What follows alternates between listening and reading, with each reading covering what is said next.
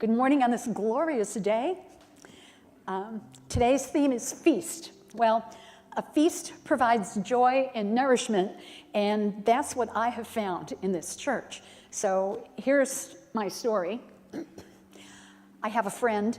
I talk to my friend regularly, and the opinions that are shared with me have solid points of view. Over the years, my friend has been kind, understanding, angry about things that seem unfair, charitable, smart, and often pretty amazing. Sometimes it's hard for me to understand the advice my friend might give me. I don't always listen well, and I'm often thinking about how to solve my own problem myself. My friend is reliable, yet sometimes distant, willing to help me, but again, not easy to get it, to understand. Love seems to be the cornerstone of our relationship, no doubt about it. Did you recognize that my friend is Jesus? A friend to all of us, someone to talk to. But it wasn't always that way for me. I grew up with a fear of God. The words I learned about God were omniscient and almighty. Those words were hard to understand, even a bit frightening to a 9-year-old kid. God knew if I was telling the truth, especially when I went to confession on Saturday nights. We were taught to say, God the Father, but the Father I spoke to was in a dark wooden booth behind a screen. That Father was nothing like my daddy. He listened and asked questions like, how long has it been since your last confession? Then he doled out ways that I should show my contrition by saying certain prayers a certain number of times. I didn't find a friend in those prayers, and I didn't find a friend in that booth. And remember, this was the point of view of a kid, little kid, preteen. When I was a teenager, a few things started to change. I had many peers who attended a weekly meeting at a church called Second Congregational. There was a committee of kids and adults who organized town-wide dances, record hops, nearly every Saturday night. On Sunday evenings, they attended a weekly planning meeting, which was preceded by a brief worship service. I was invited to that. I'd never before heard such prayers, not memorized, but just spoken as adults and teens express themselves. And we were all encouraged to talk with God, especially when we felt that our teen problems were too much for one person. We heard stories about the Son of God. We read words that he said. We were encouraged to ask him for help and to find phrases in his teaching that meant something to us. The concept of talking, not just reciting to God, was new to me. The idea that the Son of God was available to help me if I would ask for help was kind of earth-shattering. When I was a junior in high school, I went weekly to early Sunday Mass with my dad. Then my friend Sandy picked me up at home so we could both attend the Sunday service at Second Congo. That was followed by Sunday school, where we talked about interesting quotes from the Bible. On Monday evenings, though, I went to Confraternity of Christian Doctrine, where I memorized more prayers. I remember we were led by a woman who warned us often to stay away from boys. I joined Second Congo Church.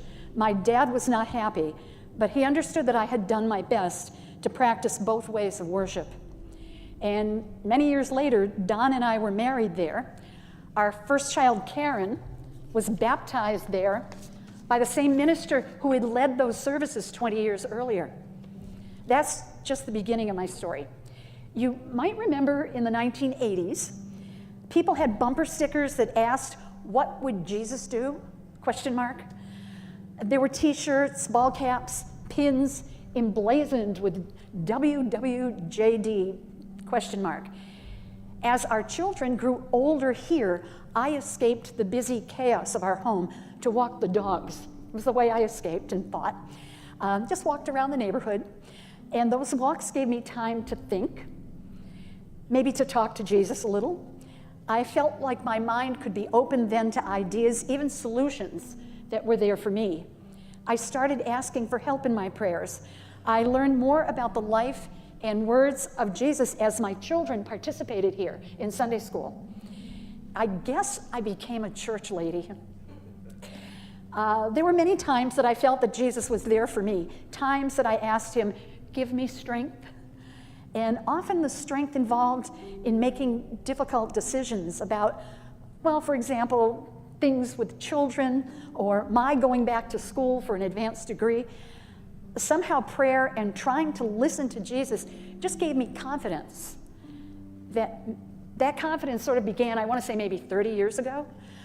Jesus was even part of my creative process as I built lessons for students and dealt with unhappy administrators, stumbled into great ideas for a weekly newspaper shopping column that I wrote for about 9 years. Jesus was my listener, my reader, my companion. And it's calming now to know that I can talk to my friend. I can try to be like him, kind, understanding, angry when life is unfair to me or others, and charitable to all. I'm not saying that I can do or be those things, but I can try. I can go back to the bumper stickers, WWJD. I can give it my best shot, good effort. There's nothing magic in the ideas and answers that I find. It's just calming to know that there's a spirit, a power, a friend who can share my stress. I relied on Jesus' help recently more than usual. Maybe some of you know, it was a time when I really needed Jesus in my life. Most of you know that Don, my husband of 53 years, fell accidentally in January. He fractured the back of his skull and developed a bilateral brain bleed that was not discovered by the emergency room staff for 16 hours there. He was so confused, he didn't know he had fallen, and I didn't know. He was transferred to a floor in a Boston hospital that specializes in neurological injuries. And during 14 days, he slipped further and further away from us and from reality. Of course, I prayed every day. As his spouse, I was asked to make impossible decisions. My children and my faith helped me. I could not have survived the uncertainty and worries without prayers, without faith in Jesus leading me, and without the love of our community right here in this church. Well, the theme this week is feast. And what would feast be? Now we're jumping a little here, but stay with me. What would a feast be without this?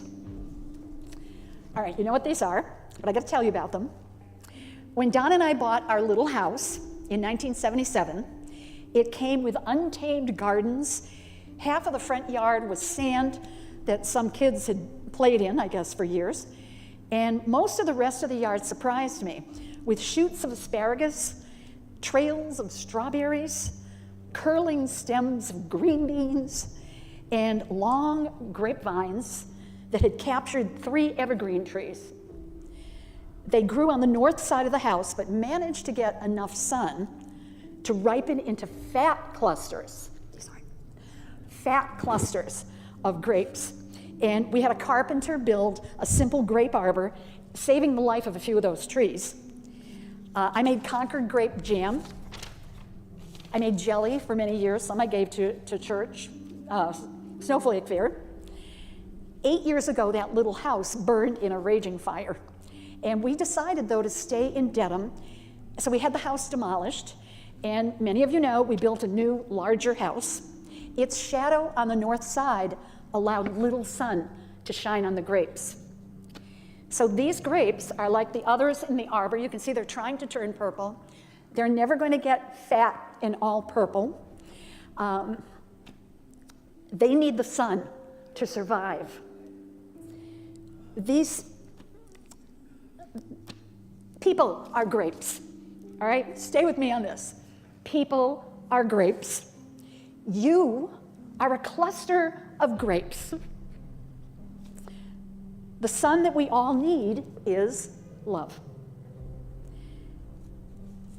Dear grapes, without love we cannot survive, I'm convinced. We cannot grow and flourish. Love is the lesson from Jesus, the rock, the spirit of our relationship with Christ. Jesus replied, "Love the Lord your God with all your heart and with all your soul and with all your mind." This is the first and greatest commandment, and the second is like it. Love your neighbor as yourself. That's from Matthew.